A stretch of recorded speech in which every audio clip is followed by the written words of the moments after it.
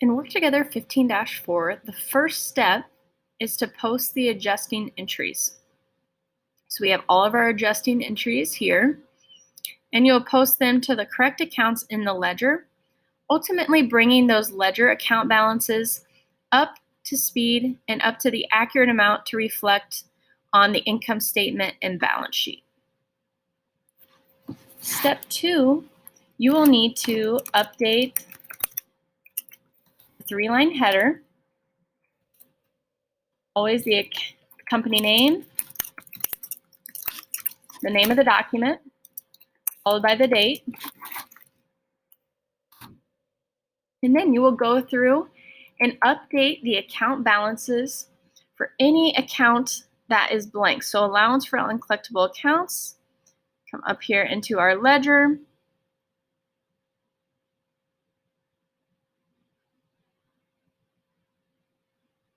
Allowance for uncollectible account has a credit balance $3,463.67.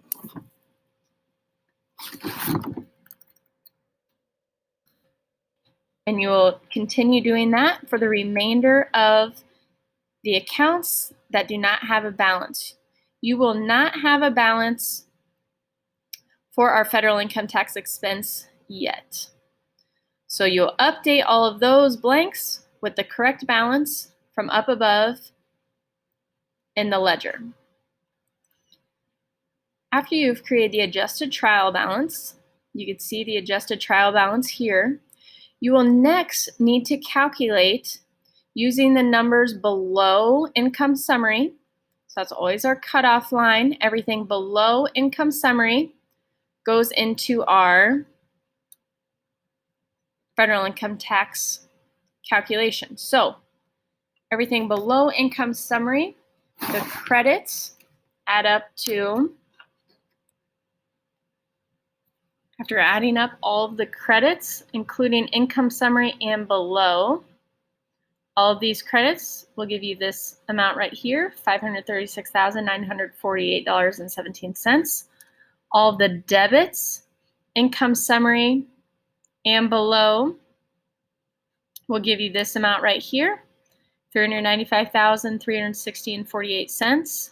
So it's not all of the debits and credits, because then you would have no income. If you subtracted those two amounts, you'd get zero, so that's not accurate. So it's just the account balances from income summary and below to determine that our net income is $141,587.69. That is the number that we are going to be using as we calculate our federal income tax expense below. So our net income again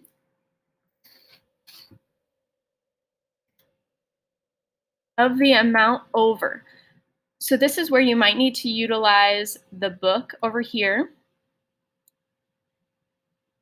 And using the table of contents, you could get directly to 15-4 and pull up the tax brackets. So section 15, 15-4, and calculating federal income tax. We have our tax bracket here. That'll be very useful as we calculate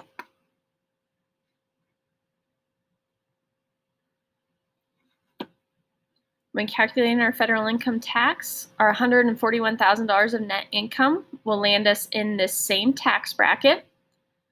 So we'll be using these amounts on that line as we calculate our federal income tax. So of the amount over is $100,000. So the net income subject to the marginal tax rate would be $41,587.69. At 39%, that's coming from that tax bracket, giving us $16,219.20. The bracket minimum income tax. This amount is also coming from that tax bracket. So the federal minimum amount is this $22,250. So we'll need that amount. Our $22,250 in there, the marginal income tax we just calculated, to give us our total federal income tax amount $38,469.20. So that is the amount that we want to make sure that we have in our federal income tax expense account. Our next step will have us do our adjustment.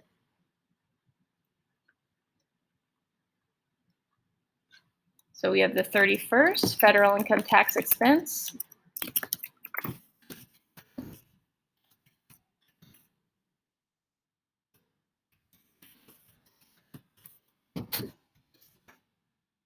And the balance, we are going to need to do a calculation. Using the account balance that we created right here, we found out our total federal income tax amount. Well, let's see how much we already have in our federal income tax expense account.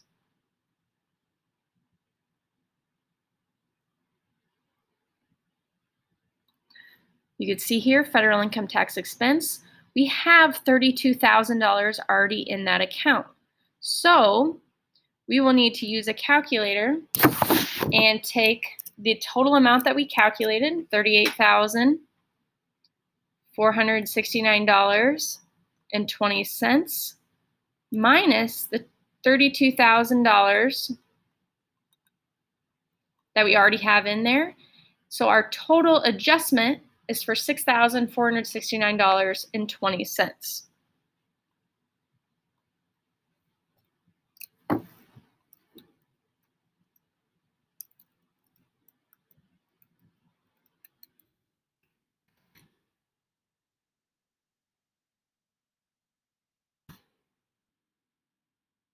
So that is our adjusting entry.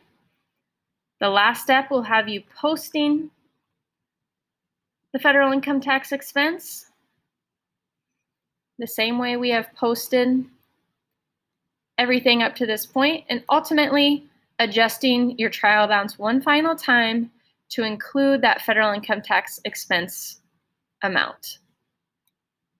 And that is section 15-4.